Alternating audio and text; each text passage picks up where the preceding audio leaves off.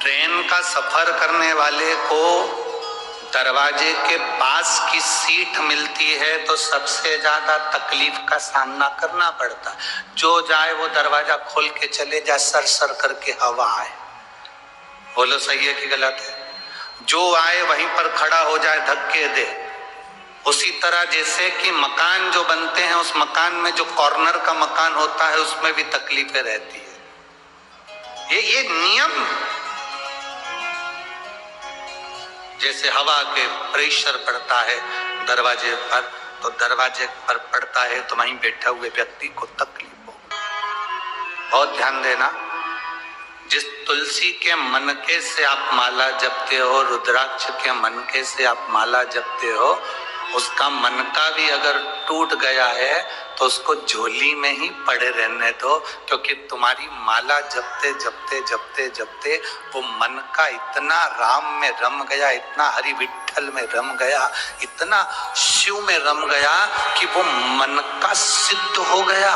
और इतना सिद्ध हो गया कि वो मनका टूटने के बाद भी टूटा हुआ नहीं है, वो सिद्ध की सिद्ध है।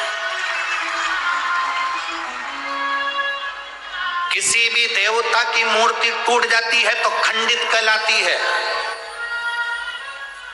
राम जी की मूर्ति टूट गई, खंडित कहलाएगी। भगवान कृष्ण की मूर्ति टूट गई, खंडित कहलाएगी। दत्त की मूर्ति टूट गई, खंडित कहलाएगी। जिस देवता की मूर्ति है जरा सी भी टूट गई तो खंडित कहलाती है। पर केवल एक शंकर जी का शिवलिंग ऐसा होता है जो टूट भी जाता है तो खंडित नहीं कहलाता, अखंड कहलाता है। तुम्हारे घर में अगर शंकर का शिवलिंग है, वो टूट भी गया, आप सियोर का कंकर उठा कर लिया, उसके टुकड़े टुकड़े हो गए। आप शंकर नर्मदा का कंकर उठा के लिया, उसके टुकड़े टुकड़े हो गए। तुम्हारे घर में जो शिवलिंग है वो टूट गया, खंडित हो गया, वो खंडित नहीं माना जा सकता, उसको खंडित नहीं कह सकते। उसके 4 टुकड़े भी हो गए तो वो सहस्त्र कहलाएगा, उसके टुकड़े टुकड़े भी हो गए तो सहस्त्र शिवलिंग कहलाएगा, सहस्त्रलिंग कहलाएगा, वो खंडित नहीं कहला सकता। हमसे लोग बात कहते हैं, गुरुजी हमारे गांव में एक बहुत पुराना शिवलिंग है, वो खंडित हो गया, तो वो शिवलिंग का हम क्या करें? हमने कहा फोटो भेजो जरा शिवलिंग का।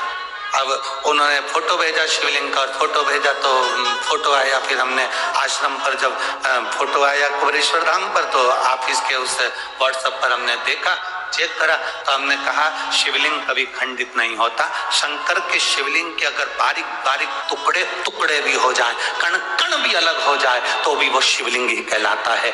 कभी जाना कुल्लू मनाली में बिजली महादेव है, कभी मौका लगे तो बिजली महादेव का दर्शन करने जाना। आसमान में जो बिजली चमकती है वो बिजली महादेव पर गिरती है, उसका नाम बिजली महादेव है। बिजली महादेव पर गिरती है तो महादेव के शिवलिंग के टुकड़े टुकड़े हो जाते हैं, इतने टुकड़े होते हैं कि उसको बारीक बारीक टुकड़ों को वापिस जोड़ना पड़ता है। शिवलिंग के टुकड़े टुकड़े हो जाते हैं, बिजली महादेव पर बिजली गिरती है, टुकड़े टुकड़े हो जाते हैं। जब टुकड़े टुकड़े हो गए तब एक परिवार में, उसके परिवार में कोई विकलांग है, वो विकलांग ऊपर जाता है, उसके घर में कोई ना कोई विकलांग जरूर होता है, वो सब दूर से माखन मंगकर ऊपर जाता है, बिजली महादेव के टुकड़े टुकड़े इकट्ठे करता है, मक्खन से उसको जोड़ देता है, जोड़कर 1 लोटा जल समर्पित करता है। फिर हाथी के पांव से भी तुड़वाओ तो वो महादेव नहीं टूटते हैं, उसको बिजली महादेव कहते हैं। बिजली महादेव जिनके टुकड़े टुकड़े होकर जुड़ जाते हैं। शंकर भगवान कभी खंडित नहीं होते, कभी खंडित नहीं है, अखंड है, अखंड।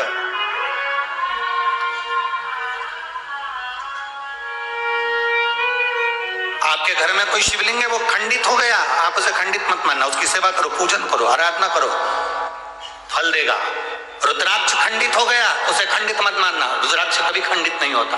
2 टुकड़े भी हो गए तो समझ लेना कि गौरी और शंकर हो गए, 4 टुकड़े भी हो गए तो समझ लेना गौरी शंकर कार्तिक और गणेश हो गए, उसके 6 टुकड़े भी हो गए तो समझ लेना कि जया विशाखा शामली वाली दौतली और देव, ये 5 कन्या भी उनके साथ आ गई। उस रुद्राक्ष के टुकड़े टुकड़े भी हो जाए तो वो मान्य है।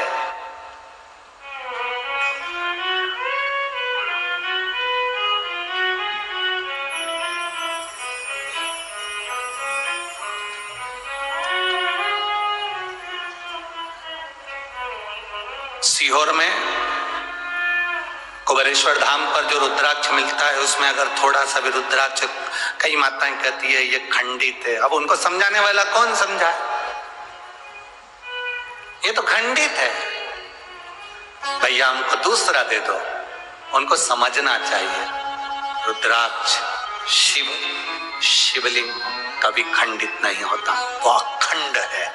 सबके जाने की कथा है, राम जी के वैकुंठ जाने की कथा है, कृष्ण भगवान के जाने की कथा है, सारे देवताओं के जाने की कथा है। आपने कभी शंकर जी के जाने की कथा सुनी क्या, कि शिव जी इस पृथ्वी को छोड़ के चले गए? अखंड।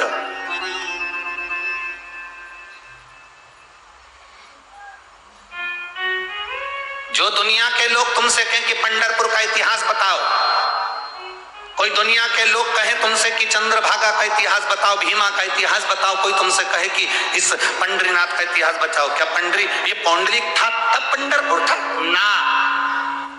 जो कहते हैं कि पौंडलिक आए और पंडरीनाथ तब आए, तो ये इतिहास नहीं। पंढरपुर का इतिहास देखना है तो स्कंद पुराण में देखो, उसमें लिखा है सतयुग था तब भी पंढरपुर था, त्रेता था तब भी पंढरपुर था, द्वापर था तो भी पंढरपुर था, और कलयुग है तो भी पंढरपुर है, और फिर युग निकलेंगे फिर पंढरपुर रहेगा। क्यों? उसका कारण क्या है? क्योंकि जिस स्थान पर देवाधिदेव महादेव रहते हैं, जिस स्थान पर शंकर रहते हैं, वो स्थान कभी समाप्त नहीं होता। उज्जैनी कभी समाप्त नहीं होती, काशी कभी समाप्त नहीं होती, कृष्णेश्वर कभी समाप्त नहीं होता, भीमाशंकर कभी समाप्त नहीं होता, केदारेश्वर, पूरे केदारेश्वर में त्राही त्राही मच जाए, चाहे बिल्डिंगें गिर जाए, चाहे दुनिया तहस नहस हो जाए, तो भी केदारेश्वर केदारेश्वर अटल की अटल रहता है, वो टूटता ही नहीं, वो टूटता नहीं, वो बिखरता नहीं, वो अखंड है। सोमनाथ जिस पर लोगों ने आक्रमण करा, सारा तोड़ दिया, फिर अखंड हो गया, फिर अखंड। शिव कभी समाप्त नहीं हुआ। तो पंडरीनाथ लोग कहे पंढरपुर, पंढरपुर का इतिहास क्या? पंढरपुर का इतिहास ये कहता है शिव पुराण का कि पंढरपुर आज का नहीं, पंढरपुर में हरि विठ्ठल महादेव दोनों विराजमान है। जहां शिव है वो कभी समाप्त नहीं हो सकता, वो अखंड है, अखंड है।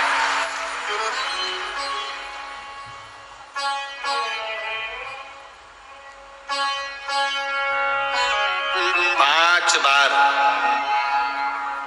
काशी काशी कह देने से व्यक्ति को मोक्ष मिलता। कितनी बार? जम के बोलो जरा। 5 बार काशी काशी कह देने से व्यक्ति को मोक्ष मिलता है। शिव महापुराण कथा कहती है 1 बार मुख से हरिहर विठ्ठल कह देने से दुनिया को तृप्ति प्राप्त होकर परम धाम मिलता है। केवल 1 बार मुख से विठ्ठल नाम का, क्योंकि शिव विठ्ठल में समाहित और विठ्ठल शिव में समाहित।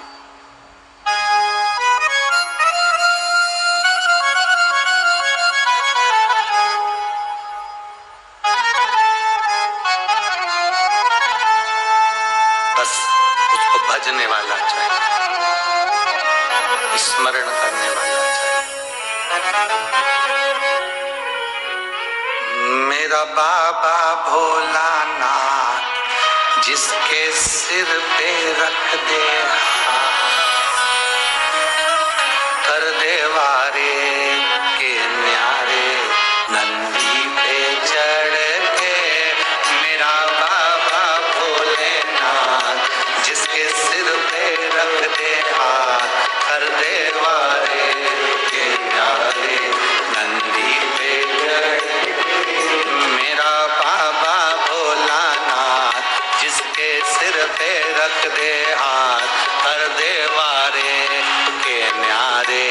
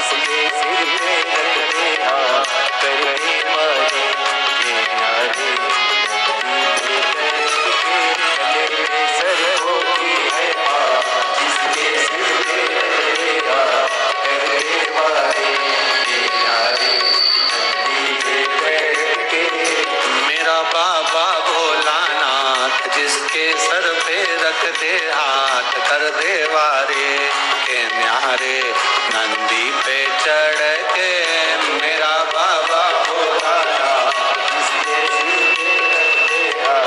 चढ़े वारे नारे नंदी पे बैठ के।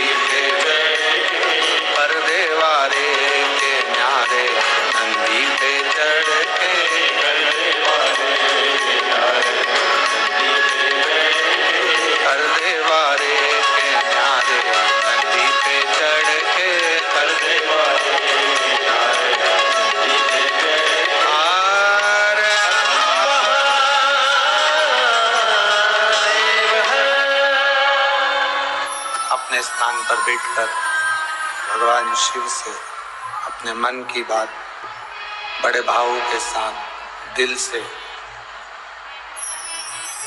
प्रार्थना करें। जहां जगह मिल जाए वहां बैठकर भगवान शिव से अपने मन के भावों को हृदय से भगवान शिव से करें।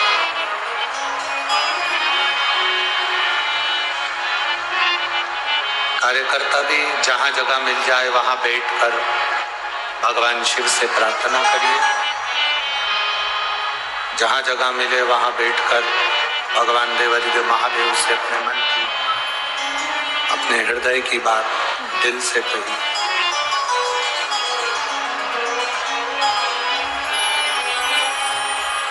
पंढरपुर की पवित्र भूमि है, चंद्रभागा नदी का तट है। भगवान देवाधिदेव महादेव से अपने मन की बात दिल से प्रार्थना करिए, भाव से कहिए।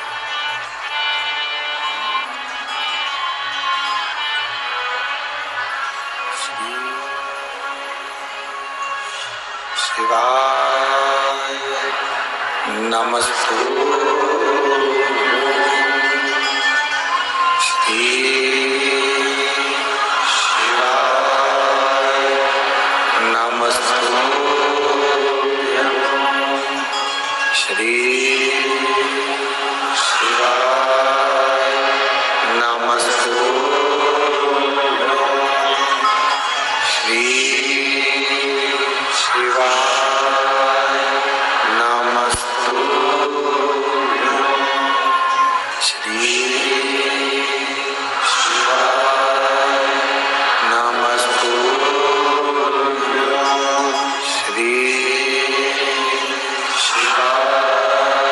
नमस्तु। भोला सब दुख का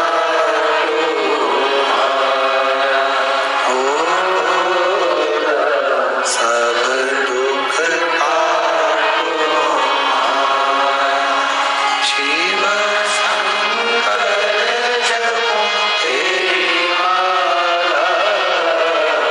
भोले बाबा जपो तेरी माला।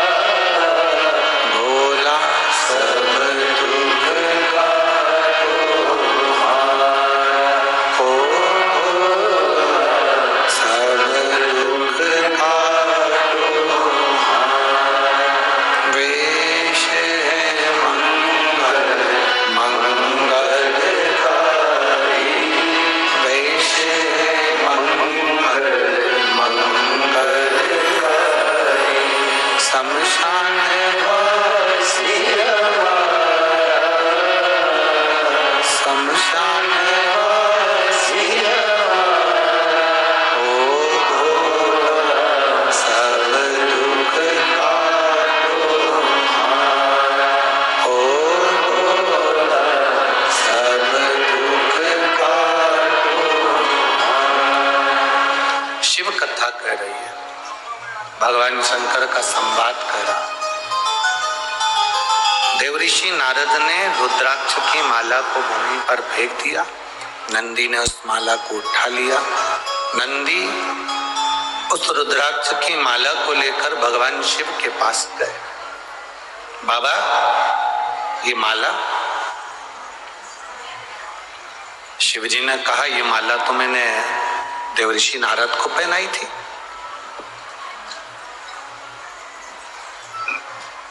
ये तुम्हें कहां से मिल गई? भूमि पर पड़ी थी। एक बेलपत्र और रुद्राक्ष टूटा हुआ भी जमीन पर पड़ा हुआ मिल जाए तो पहले उसको उठाकर विसर्जन में रखो। आपको रखना हो अपने पास तो रखो, नहीं तो उसको उठाकर विसर्जन।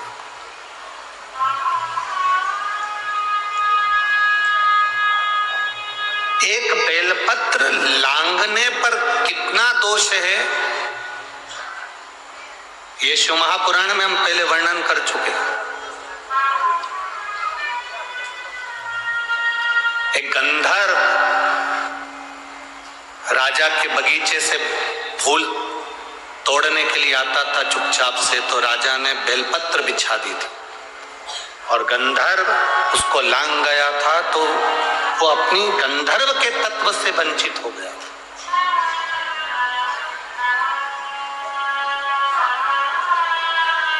अगर जमीन पर कहीं रुद्राक्ष पड़ा हुआ है या बेलपत्र पड़ी है तो सबसे पहला काम तुम्हारा है उसको उठा लो।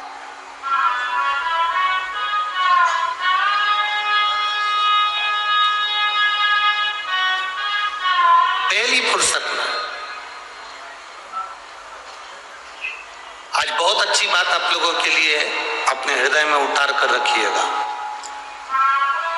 आपको लगे कि आपका बेटा सरकारी नौकरी की तैयारी कर रहा है, गवर्नमेंट नौकरी की तैयारी कर रहा है, या जॉब की बहू तैयारी कर रही है, बेटी तैयारी कर रही है, वो खूब मेहनत करे। आपका बेटा भी मेहनत करे, बहू भी मेहनत करे, बेटी भी मेहनत करे, जो नौकरी की तैयारी कर रहे हैं, खूब मेहनत करो दिल से।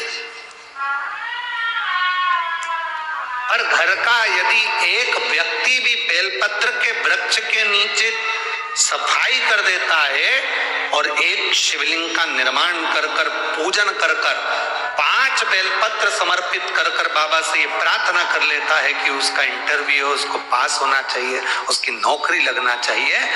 मेरा देव अधिदेव महादेव, अगर आपने सोमवार की अष्टमी को ये करा है, या शिवरात्रि 12 महीने आती है, किसी भी शिवरात्रि पर करा है, या सोमवार के दिन करा है, या प्रदोष के दिन करा है, तो उसका फल